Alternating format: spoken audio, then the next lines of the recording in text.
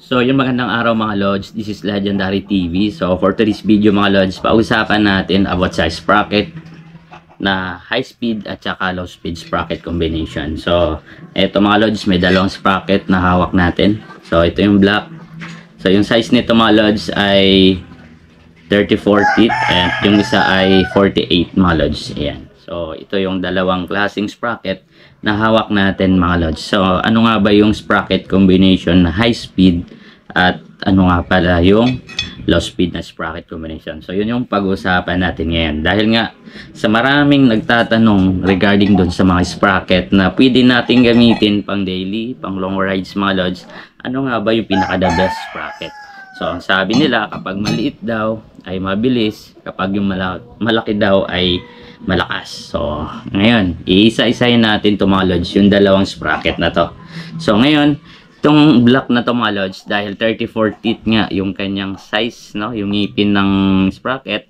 So, ito po yung sprocket na ginagamit ng mga kalimitan, no? Kapag merong racing, may karera. So, mas maigi gamitin tong maliit na sprocket. Bakit mga Lodi ko? So, itong sprocket na maliit na tong mga Lods ay mabilis po ito, no? Mabilis po ito sa patag. Dahil nga sa maliit yung ikot ng sprocket na to, no? Dahil versus dito sa malaki. Ayan.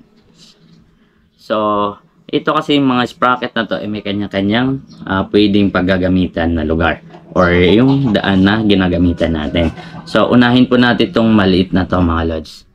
So, si maliit mga Lods, advantage po nito ay mabilis po ito sa patag. So, the more na mahaba yung straightan na biyahe, no, or yung daanan, ay mas maganda itong gamitin tong high speed sprocket. Bakit? Yung high speed sprocket mga Lods ay less yung kanyang vibration. So, hindi mo siya masyadong mararamdaman kapag hinato mo yung motor mo. So, bakit mga Lods? So, ipaliwanag natin bakit mas mabilis yung maliit na sprocket sa panglikod na sprocket mga Lods, no? So, depende po sa inyo kung ano pong i-combination nyo. For pwedeng engine natin ay 14, pwede ring 15. So, ang sprocket combination mga Lods, papakita ko sa inyo, no?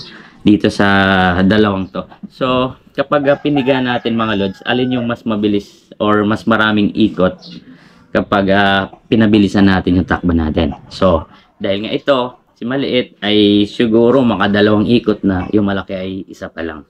So, it means mga Lods, mas mabilis matapos yung ikot ng ngipin nito versus dito sa malaking sprocket na to na matagal. So, itong high-speed sprocket combination mga Lodi dito, kalimitan na ginagamit ng mga nakasingle lang na motor. So, makikita mo to sa mga Smash, XRM, TMX na walang sidecar. So, mga walang sidecar ay pwede nyo itong gamitin.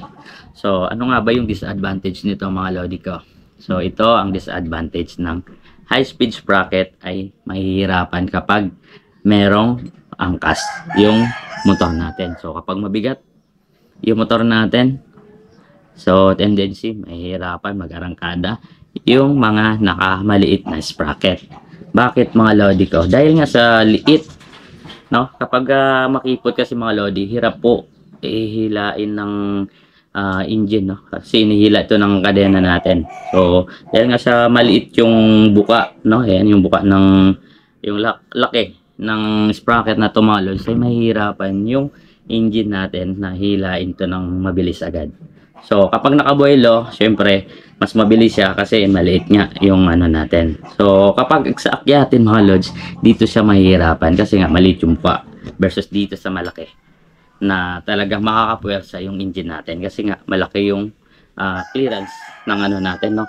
So, di ba, pag ganyan yung maliit na sprocket, yung mapapansin yung kadena natin naka-slant na ganyan. The more na malaki yung buka, no, yung sprocket natin, the more na mas malakas sa akyatan or sa arangkada. So, kung mapapansin nyo, ginagamit ng mga nag-race track mga Lodi ay malalaking sprocket.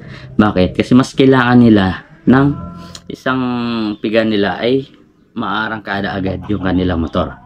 So, dahil nga, di ba, malaki yung buka ng sprocket natin, So, tendency mas hindi mahirapan yung engine natin na hihilain. So, the more na mas makipot yung bukaan ng sprocket natin mga lodi ko, the more na nahihirapan yung motor natin sa arangkada or sa mga akyatin. So, itong dalawang sprocket na to mga lodi. So, kung napapansin nyo, ito yung high speed. So, yung maliliit. So, ito yung ginagamit ng mga pangkarera. So, ito naman yung ginagamit ng mga pang racetrack. Yung mga pang mabilisan, no? Kasi alam nyo nung pagdating sa racetrack ay may mga bundok-bundok. So, may mga bukid or may mga akyatin. May mga doon po. So, mas kailangan nila itong mas malaking sprocket. So, kung ikaw ay nagbibiyahe ng long rides, solo rides mga lods, at wala kang angkas, pwede na to ang sprocket na high speed. So, yung ginagamit natin lagi na sprocket na high speed mga lodi ay 1434, 1536, 1436 kapag merong angkas ay goods na goods sa po yun. So, ngayon, may idea na kayo sa dalawang sprocket na to. So, kalimitan mga lods, kung napapansin nyo kapag mabigat yung karga, gaya ng mga tricycle, so malalaking sprocket po yung ginagamit nila para hindi mahihirapan yung kanyang motor. So, alam nyo man, pag mabigat, ito yung gagamitin natin. So, ngayon mga lodi ko, tuturuan ko kayo kung paano makuha yung ratio ng sprocket natin. Paano ba natin malalaman kung ilan ang ratio ng high speed, ilan din yung ratio ng low speed. So, eto. Meron akong sinulat dito mga lods. Not sure kung makikita nyo. Ayan. So, ayan. Sprocket ratio mga lods. 2.7. Yung 2.7 na pababa na yan mga lodi. Or yung palit ng palit na sprocket. The more na mas mabilis yung motor natin sa kapatagan. So, the more na mas malaki, itong 3.2 na sprocket mga lods, ito po yung low speed. So, pagdating sa patag, so, kaya siya tinawag na low speed. So, mabagal po ito sa kapatagan. Itong low speed na 3.2 po yung kanyang ratio. So, kung may mapapansin kayong dust sa gitna, yung range na yun sa gitna, yun po yung mga stock sprocket natin. Stock ratio sprocket natin na ginagamit. So, pagkuha natin galing kumpanya mga lods, try nyo i-divide yung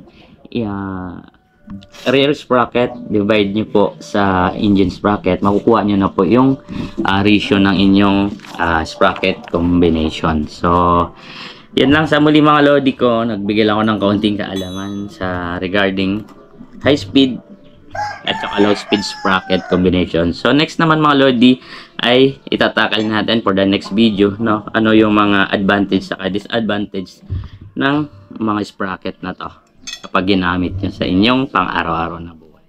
So, yun lang sa muli mga lodi ko. Comment down below sa mga may katanungan mga lods, no?